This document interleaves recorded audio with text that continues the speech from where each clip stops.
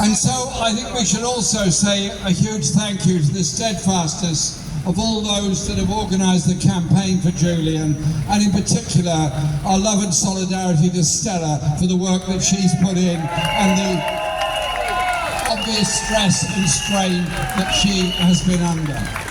Now, Julian is currently in Belmarsh prison, which is a maximum security prison. It is an awful place, it is awful conditions. It's not the kind of prison that should exist anywhere. I want prisons to be supportive, corrective and reformative, not punishing and destroying of people's characters and lives. And before that, he was in exile in the Ecuadorian embassy, and I think we should say thank you to that government of Ecuador that was prepared to support Julian.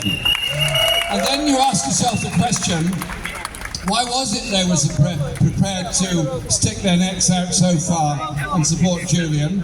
It was because he was telling the truth about what was going on around the world. He was telling the truth about the US involvement in Afghanistan and Iraq.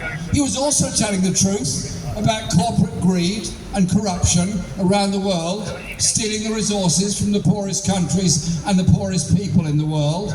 He was telling the truth about the corruption in the way in which our media conspires with governments and the military to hide the truth about the horrors of war. And when we held an event in solidarity with Julian in the National Press Club in Washington, we held it in exactly the same place where the film was exposed, where an order was given, a direct order was given by the US military to kill civilians on the street in Iraq during the Iraq War. If only Julian were alive in reality in front of us, alive to give the reporting rather than being stuck in that horrible cell in Belmarsh, what would he be saying? What would he be saying about the bombardment of Rafah and all the destruction of life all across the Gaza Strip? What would he be saying about the highly sophisticated weaponry that has been used and has so far taken the lives of almost 30,000 Palestinian people? We need that strength, that skill, that determination of Julian Assange to get to the truth around the world. He is a real journalist. Real journalists take risks. Real journalists go for the truth, whatever the cost. That has cost the lives of 80 journalists in Gaza already, and in many other conflicts around the world. What we need is Julian's voice to be out there. So the idea that Julian should be prosecuted under the Espionage Act in the United States, the same legislation that was used against Daniel Ellsberg and others that tried to bring truth to the US body politic, is beyond appalling. So this court today has an opportunity to ensure that Julian's case is heard, that Julian's search for justice is achieved, and that ultimately Julian is able to walk free.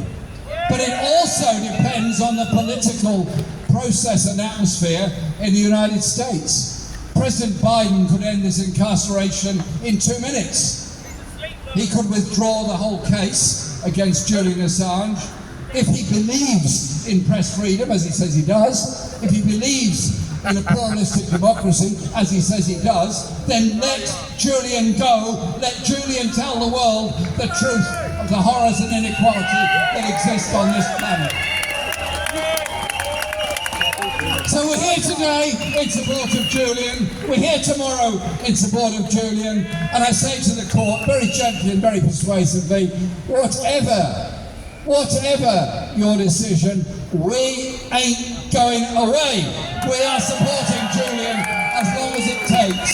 And a huge thank you to all those people all around the world that have spoken up and said so much in support of Julian.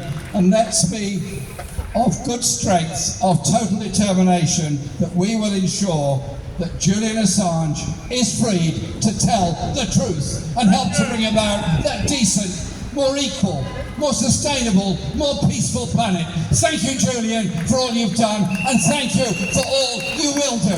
Thank you very much.